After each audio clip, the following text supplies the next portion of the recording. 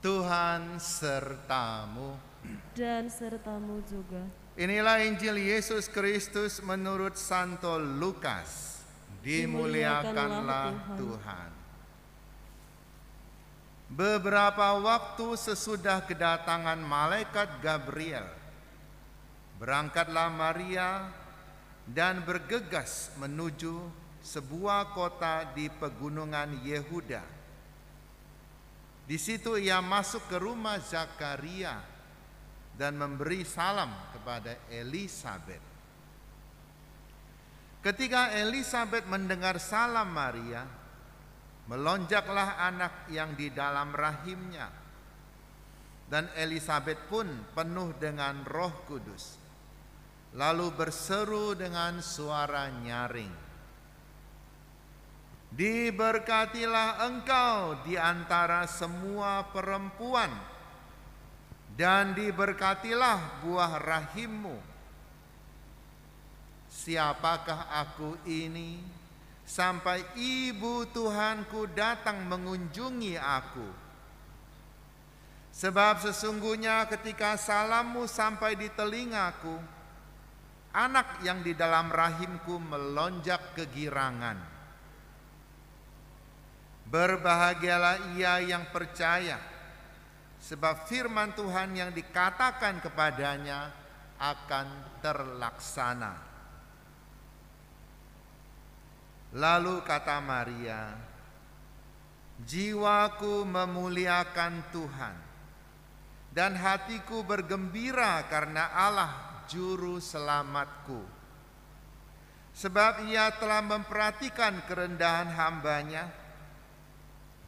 Sesungguhnya mulai sekarang segala keturunan akan menyebut aku berbahagia, karena Yang Maha Kuasa telah melakukan perbuatan-perbuatan besar kepadaku, dan kuduslah namanya. Rahmatnya turun-temurun atas orang yang takut akan Dia.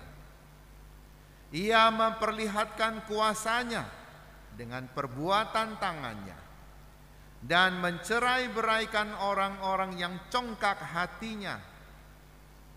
Ia menurunkan orang-orang yang berkuasa dari tahtanya, dan meninggikan orang-orang yang rendah. Ia melimpahkan segala yang baik kepada orang yang lapar, dan menyuruh orang yang kaya pergi dengan tangan hampa. Ia menolong Israel hambanya, karena ia mengingat rahmatnya, seperti yang dijanjikannya kepada nenek moyang kita, kepada Abraham dan keturunannya untuk selama-lamanya." Kira-kira 3 bulan lamanya Maria tinggal bersama dengan Elisabet, lalu pulang ke rumahnya. Demikianlah sabda Tuhan. Terpujilah Kristus.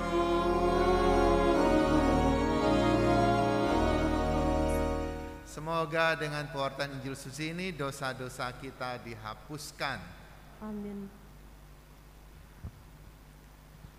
Mulai sekarang segala keturunan akan menyebut aku berbahagia. Mungkin inilah maksud Ibu Maria, karena ia dilantik oleh gereja menjadi orang yang pantas diangkat ke surga, orang yang tidak harus dimakamkan di tanah, karena ia mengandung Yang Maha Kudus, maka ia sendiri pun harus kudus terlebih dahulu. Maka Tuhan menyiapkan Bunda Maria.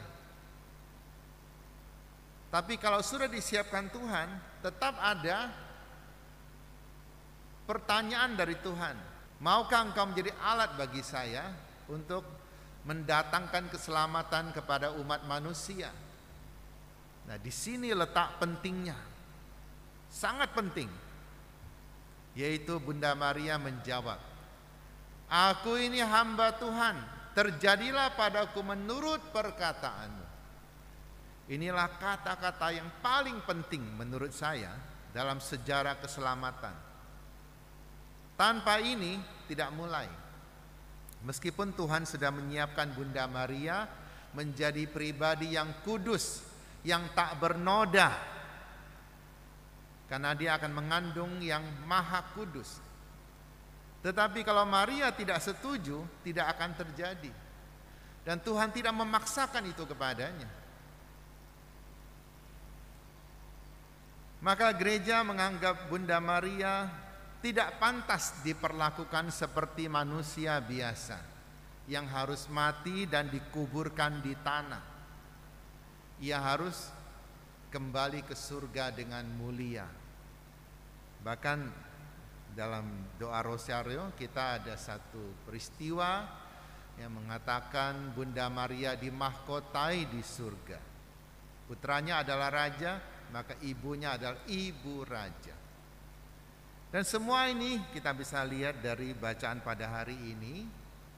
Ketika Ibu Maria memberi salam kepada Elisabet dan Zakaria, apa kata Elisabet? Siapakah aku ini sampai ibu Tuhanku datang mengunjungi aku? Dan dalam bacaan jelas-jelas dituliskan oleh Lukas bahwa di bawah pengaruh Roh Kudus, bahwa Elisabet dipenuhi oleh Roh Kudus baru bisa mengucapkan kata-kata itu. Bagaimana dia bisa tahu bahwa Maria sudah mengandung? Bagaimana dia tahu bahwa yang dikandung Maria adalah Tuhan? Dia tidak pernah tahu. Roh Kudus yang memberitahukan kepadanya. Jadi gereja menganggap bahwa inilah kata-kata dari Roh Kudus. Inilah kebenaran. Ibu Maria adalah ibunya Tuhan. Tapi jangan salah pengertian. Bukan orang yang melahirkan Tuhan, tetapi yang memberi Tuhan kemanusiaan, kedagingan. Itulah Ibu Maria. Lewat kerelaannya, kesetiaan dan kepatuhannya, maka kita mempunyai juru selamat yang tidak hanya Allah tetapi juga menjadi manusia. Sama seperti kita, kata Paulus. Cuma ia tidak berdosa. Maka gereja menganggap sangat pantas Ibu Maria juga dipermuliakan karena ia sudah mulia, diangkat ke surga. Dan dalam sejarah gereja tidak pernah tercatat di mana Ibu Maria dimakamkan. Para rasul, termasuk yang menulis Injil juga, tidak seorang pun menuliskan itu. Kalau memang ada, maka itu peristiwa yang penting yang harus dituliskan, tetapi tidak ada. Dan gereja adalah pemegang kunci surga. Yesus katakan, apa yang kau tetapkan di dunia ini akan ditetapkan di surga. Apa yang kau lepaskan di dunia ini akan dilepaskan di surga. Dan inilah kuasa yang diberikan pada Petrus. Dengan kuasa itu gereja memutuskan bahwa Maria tidak pantas dikuburkan seperti manusia yang dagingnya harus hancur, tetapi ia harus diangkat ke surga bersama dengan putranya. Inilah yang kita rayakan. Perkara orang lain tidak percaya itu urusan mereka. Inilah iman Katolik.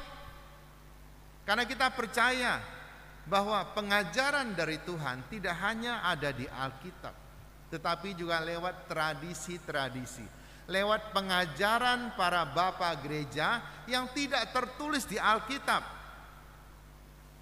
Gereja kita ini sangat kaya, dan ada banyak hal yang tidak mungkin dituliskan semua.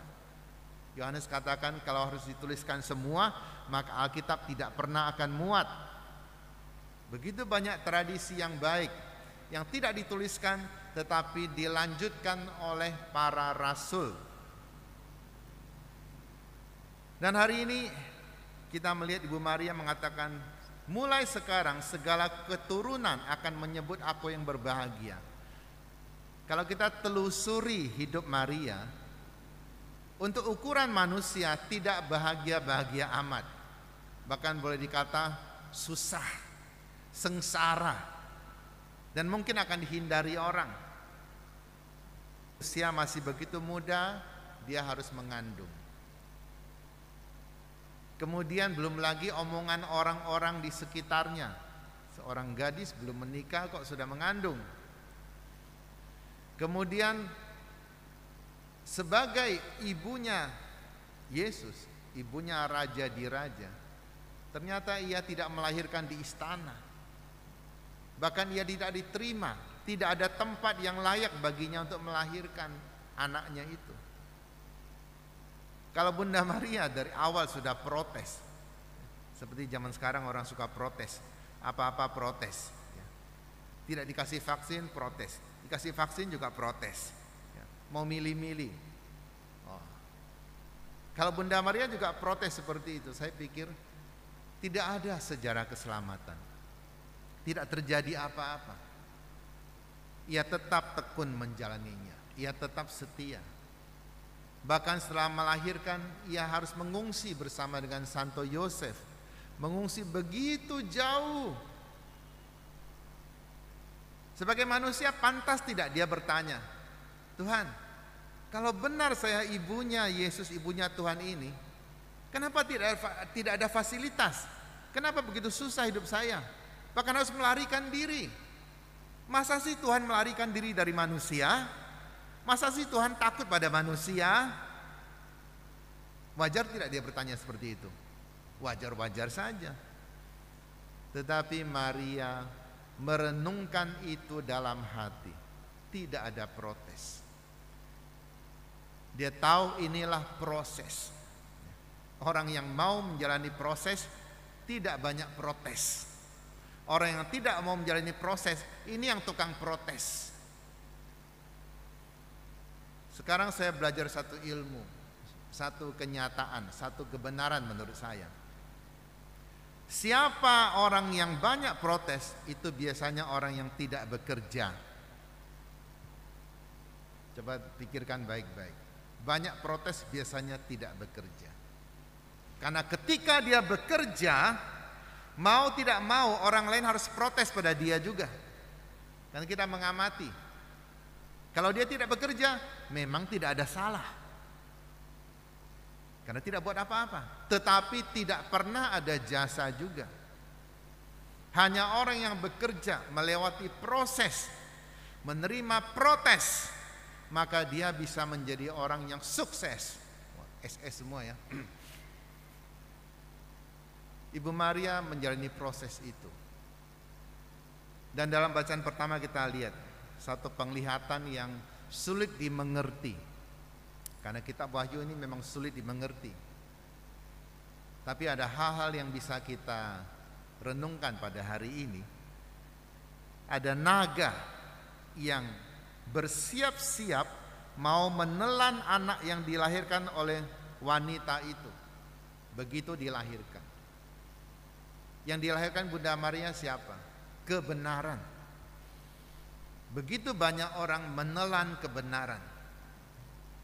Ketika kita tidak mau dipersalahkan, maka kita menelan orang yang mempersalahkan kita. Seakan-akan tidak terjadi apa-apa. Kita juga, ketika kita memutuskan berbuat sesuatu yang tidak benar, kita sedang menelan kebenaran. Artinya kita tidak bersedia menampakkan kebenaran kepada orang. Tidak bersedia melaksanakan kebenaran itu. Kita telan, kita sembunyikan saja. Maka terjadilah dosa. Ibu Maria mengajar pada kita hari ini untuk setia dan juga bertekun. Semoga kenaikan Ibu Maria ke surga, yang diangkat ke surga, juga memberikan semangat dan juga inspirasi pada kita bahwa manusia memang pantas dipermuliakan ketika manusia sungguh-sungguh menjalani apa yang Tuhan perintahkan kepadanya. Tentang kata berbahagia, kita perhatikan satu kali Yesus mengatakan, siapa ibuku, siapa saudara-saudariku? Mereka yang melakukan, mendengarkan dan melakukan sabda Tuhan, itulah ibuku, itulah saudara-saudariku. Berbahagialah mereka yang melakukan itu, kata Yesus. Inilah kebahagiaan. Kenapa Bunda Maria bahagia? Sebab ia telah melakukan firman Tuhan dengan baik. Jadi kalau kita ukur dengan proses yang dia alami, itu menurut manusia tidak bahagia. Tetapi kalau kita melihat hasil yang dia dapatkan, itulah kebahagiaan. Dan kita juga diminta untuk senantiasa memberikan diri kita seperti Ibu Maria telah memberikan dirinya seutuhnya pada Tuhan, jiwa dan raga. Yang bisa kita lakukan bagi keluarga kita, bagi masyarakat, bagi dunia adalah memberikan diri kita. Tetapi jangan konyol juga. Tuhan kasih kita akal budi. Bukan apapun kita berikan, akal budi. Ketika kita memberikan untuk satu tujuan yang baik, itu oke. Tapi kalau tujuannya buruk, jangan berikan dirimu. Terlalu banyak orang memberikan dirinya untuk tujuan yang buruk. Itu namanya konyol. Itu namanya pemberian yang sia-sia. Setiap orang dari kita semua, baik para rohaniwan, rohaniwati maupun umat Allah sekalian, kita setiap hari memberi. Tetapi apakah kita memberi untuk yang benar? Kita sendiri yang tahu, kita sendiri yang menentukan. Semoga suatu hari kelak kita juga dipermuliakan seperti ibu kita yang kita cintai ini. Amin.